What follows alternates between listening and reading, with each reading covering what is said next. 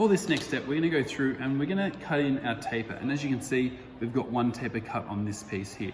Now, to do that, we're going to need your lovely bench hook, an F-style clamp. You're going to need one of our brand new dovetail saws. Now, a dovetail saw is different from a tenon saw in the way that it's set up. So its teeth are a lot smaller and finer, and the blade is thinner. And it means that you get a lot more control, but it also means that they damage a lot easier. And when they're blunt or when they're damaged, they cost a lot more to sharpen. So we take very good care of these saws. So as you can see, it came out of a box with a guard on it. You're going to take that off and you're going to take care of the box and the guard, and you're going to move them to the side. Then when you're done, you're going to get it back, you're going to put the guard back on and put it in the box, because once again, we need these to last for future generations. You're also going to need yourself a square and a pencil. Now, when you get your piece, the very first step you're going to do is we're going to draw a line straight down this edge here. And when I say straight down, it's going to mean that 4mm mark. So I'm going to get my square. I'm going to rest my square up against the edge here. Now, a square only works if that's hard up against there. If that's on an angle, it no longer gives you a straight line. You're then going to move this back and you'll line that up there. And you're going to come through and you're just going to draw in your line. Excuse me. From there, what we're going to come through and do is we're just going to place this on your bench hook. And we're going to use our F-style clamp.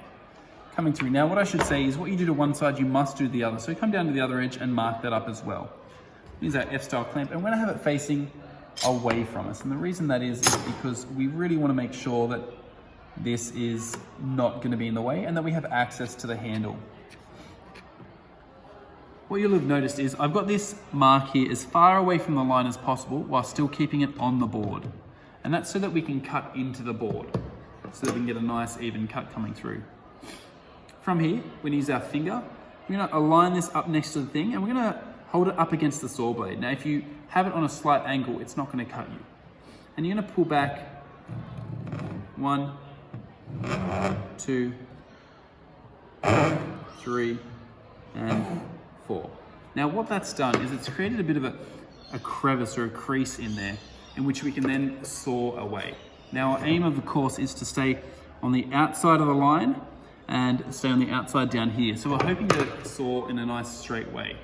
So to saw effectively, you want to use what I call the gun grip. So 3 fingers are going to wrap around there. You're going to have your thumb wrap around the back, so you're going to end up looking like this. And you're going to have that 4-finger coming down straight along the handle towards the blade. And that's going to mean you've got maximum support, so there's not going to be any tilting. From here, all you're going to do is just come back and you're going to saw the entire length of the blade. Now, the reason we're sawing the entire length of the blade is because if we saw just here, number 1, it looks ridiculous. Number 2, your muscles get really tired from doing a very small movement over and over again. And number 3, it bluntens the blade in just this section, which means the blade's going to wear out even quicker.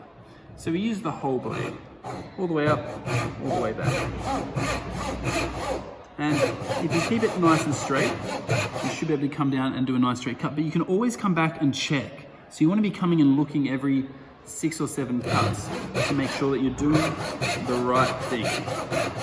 So take your time, don't apply too much force, a little bit of downward force, but ultimately you're just running that straight down to try and give you that edge. Coming through and checking, and as you can see, there's a bit of a chip out there, and unfortunately that's going to happen with Tassie oak or Tasmanian oak. It does tend to chip a little bit.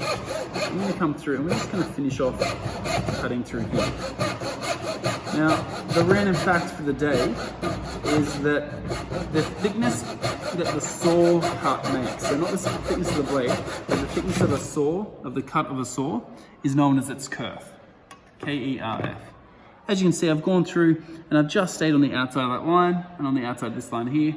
What you need to do, once you've done this to one side, go through and do it to the other 4 sides of your 2 pieces. So either 3 sides, 1, 2, and 3, and then I'll see you guys in the next video.